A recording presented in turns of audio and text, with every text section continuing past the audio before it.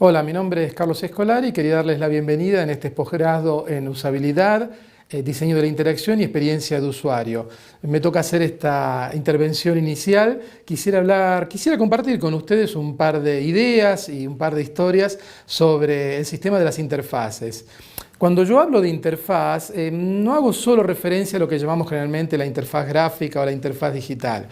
Cuando hablo de interfaz me gusta pensarla como algo mucho más grande o una concepción un poco más extensa. Yo considero que la interfaz es un lugar de intercambio, es un lugar donde hay una transferencia de información y de acciones y que va mucho más allá de lo que podríamos decir es la interfaz entre el sujeto y la máquina. A veces pienso también que la interfaz puede hacer vincular dos tecnologías o más tecnologías diferentes, o sea que en ese sentido la interfaz es como un lugar de interacción donde circulan informaciones y también circulan acciones. No necesariamente entre un sujeto y una máquina, como acabo de decir, sino que también puede haber diferentes tecnologías dialogando en la interfaz. La primera idea que quería compartir con ustedes es esta: pensar las interfaces como un sistema. Con las interfaces pasa algo parecido a lo que sucede con los textos. Los textos, sí, uno puede estudiar el Quijote de la Mancha, pero no podemos entender totalmente el Quijote si lo arrancamos de la red intertextual y analizamos solo el libro. El Quijote forma parte de toda una trama de reenvíos a otros textos, a las novelas de caballería. Y imagínense, 400 años después del Quijote, todos los libros que han citado al Quijote en los últimos 4 siglos. Aquí pasa algo parecido. Podemos analizar una interfaz, pero las interfaces forman parte de un sistema, forman parte de una ecología. Las interfaces tienen relaciones entre sí. No podemos entender la interfaz de un videojuego si no miramos hacia la interfaz del software. No podemos entender a veces las interfaces de la web si no miramos hacia la evolución de todas las interfaces de escritura, del papiro en adelante. Quedémonos con esta idea: las interfaces no están solas, forman un sistema o un ecosistema de las interfaces.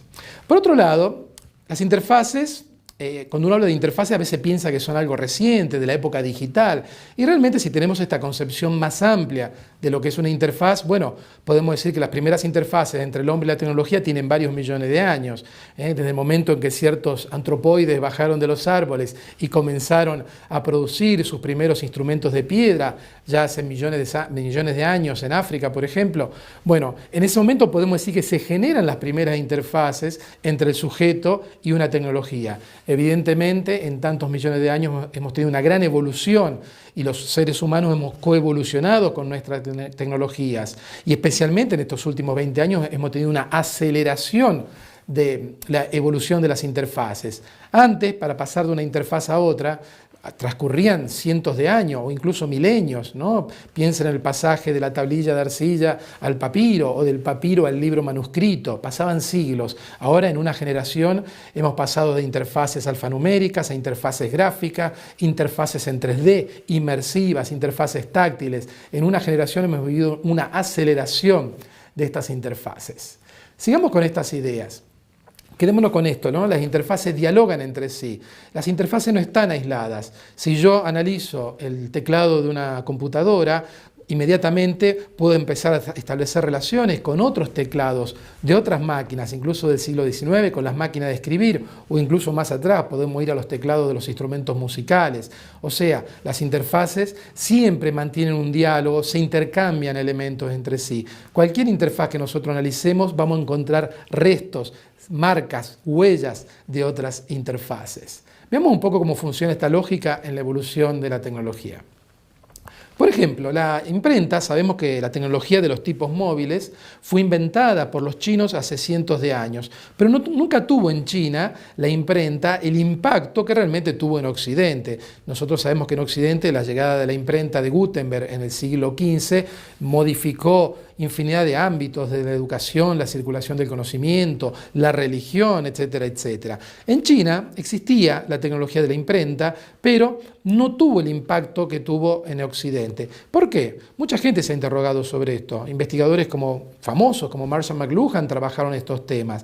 Parece ser que la tecnología de la imprenta, que era muy buena en China, le faltaba algo. ¿Qué le faltaba? la escritura en China era un sistema ideográfico, no era alfabético como en Occidente. Entonces, la imprenta en China contaba con cientos, miles de ideogramas, o sea que le faltaba algo para tener esa versatilidad que tuvo la imprenta en Occidente. Digamos que no estaban todas las interfaces, las tecnologías operando necesarias para que la imprenta tuviera en China un carácter disruptivo. Si nos venimos a Occidente, en el 1450, ahí encontramos toda una combinación de tecnologías que empiezan a operar juntas. El papel, que había entrado en el siglo XIII en Europa, la tecnología de fundir metales. Gutenberg no copiaba libros antes de inventar la imprenta. Gutenberg era un orfebre, él trabajaba con el metal. ¿Qué hizo Gutenberg? Tomó la prensa para hacer el vino, para hacer el aceite, empezó a trabajar con sus tipos móviles, juntó toda una serie de tecnologías que ya estaban ahí y le agregó una cosa, el alfabeto, la forma de escritura alfabética. Bastaba crear una buena cantidad de pequeños tipos de plomo de un puñado de 20 y tantas letras, y con esas letras recombinadas se podía hacer cualquier libro, desde la Biblia hasta un tratado científico de ciencia natural.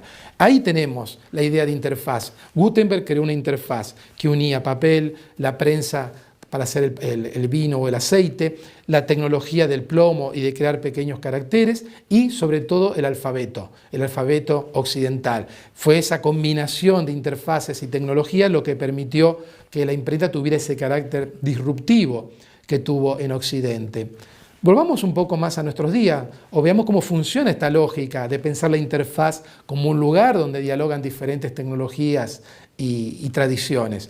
Si venimos ya a los últimos años del siglo XX, podemos ver que a finales de los años 70, estamos en el 79, incluso en el año 80, varias empresas propusieron computadoras con una interfaz gráfica, con un mouse, con teclado. Por un lado, Apple produjo un modelo en 1980 que se llamaba Lisa. Antes de ello, la empresa Xerox produjo una computadora que se llamaba Star y tenía todas las características de la interfaz gráfica que nosotros conocemos. Tenía un teclado, tenía un mouse y obviamente todos los elementos en la pantalla que conforman la interfaz gráfica que utilizamos todos los días, la papelera, los documentos, las carpetas, etcétera, etcétera. ¿Qué pasa? Ninguna de estas computadoras con interfaz gráfica y con mouse tuvo éxito. Tanto el modelo Lisa de Apple como el modelo Star de la Xerox a finales de los 70, principios de los 80, no tuvieron éxito en el mercado. ¿Qué pasa? En el año 1984, Apple presenta el modelo Macintosh, que no era muy diferente del Lisa, pero el Macintosh tuvo un gran éxito. ¿Qué proponía el Macintosh? Proponía una interfaz gráfica, un teclado, un mouse, una serie de elementos en la pantalla, una nueva gramática. No había grandes diferencias con las otras máquinas. ¿Por qué el Macintosh tuvo éxito en 1984 y las otras máquinas, un par de años antes, no tuvieron éxito? Bueno, es muy interesante ver la red de tecnologías y de interfaces que activó el Macintosh.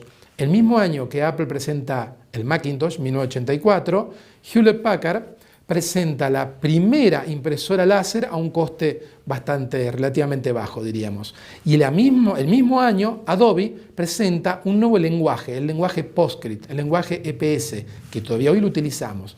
¿Qué pasa? Se juntaron tres tecnologías: el Apple Macintosh con su interfaz gráfica, las impresoras láser de bajo coste y un lenguaje que permitía mandar lo que se veía en la pantalla a la impresora.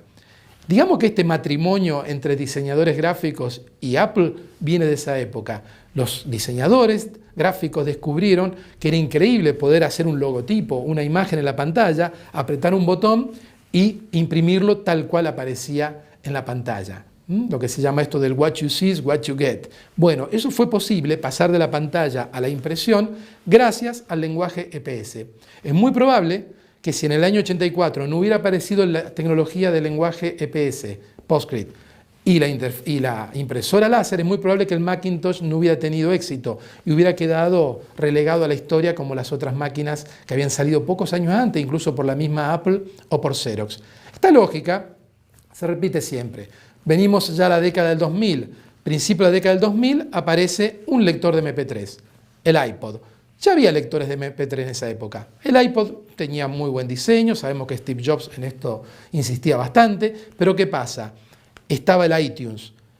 se empieza a generar una red de tecnologías, software, hardware, alrededor de una nueva interfaz. Empieza a haber diálogos, empieza a haber acciones, empieza a haber una unión de tecnologías, se crea una nueva interfaz. No es solo el iPod, es el iPod, es el iTunes, después se agrega el App Store. O sea que se empieza a generar toda una red de interconexiones que fueron los que decretaron realmente el éxito del iPod. Ya había lectores de MP3, ya había dispositivos para reproducir música, pero esta unión de tecnologías, sistemas, interfaces, hardware, software, fue lo que permitió que el iPod revolucionara no solo el mundo de la música digital, todo el mercado musical fue transformado por la irrupción no solo de este reproductor, sino de todo un conjunto de tecnologías que circulaban alrededor de este dispositivo. Podríamos seguir así hablando de muchas tecnologías, podríamos irnos para atrás, podríamos hablar, por ejemplo, de la irrupción de los coches, hace un siglo, del coche con motor a explosión, que tomó elementos de los carros con caballos, pero evidentemente no tenía más caballos, y generó toda una red de interconexiones. Apareció el coche, bueno, hubo que mejorar las rutas, hubo que inventar los moteles, hubo que inventar las gasolineras, los servicios para cambiarle gomas a los coches y las ruedas averiadas. O sea, también una tecnología va creando toda una red de conexiones con otras tecnologías y con otros sistemas. A todo eso yo lo llamo una interfaz. Va mucho más allá de la idea tradicional de interfaz gráfica. Me gusta pensarlo de esta manera. Si nosotros repasamos la historia, volvemos a esta idea, ¿no? Las interfaces no están solas. Lévi-Strauss, el famoso antropólogo, decía, los mitos se piensan entre sí. Bueno, a mí me gusta decir que las interfaces se piensan entre sí. Si uno analiza la interfaz de un lector de libros digitales, vamos a encontrar elementos, numeraciones de páginas, por ejemplo, que venían de los libros impresos y que a su vez venían de los libros manuscritos.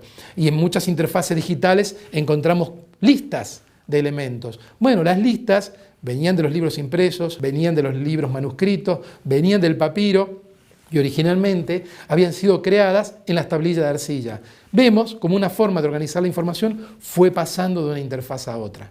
Podríamos también decir que las interfaces nunca mueren, siempre se reprocesan, siempre reaparecen en otra interfaz. Y ya para ir terminando, quería cerrar con una idea. ¿Por qué es importante entender las leyes o cómo funciona este sistema o ecosistema de las interfaces? Bueno, si nosotros entendemos cómo funciona este ecosistema, vamos a poder crear más y mejores interfaces. Las interfaces no están solas, dialogan entre sí. Si nosotros estudiamos y comprendemos esos diálogos e intercambios, vamos a poder crear nuevas y mejores interfaces.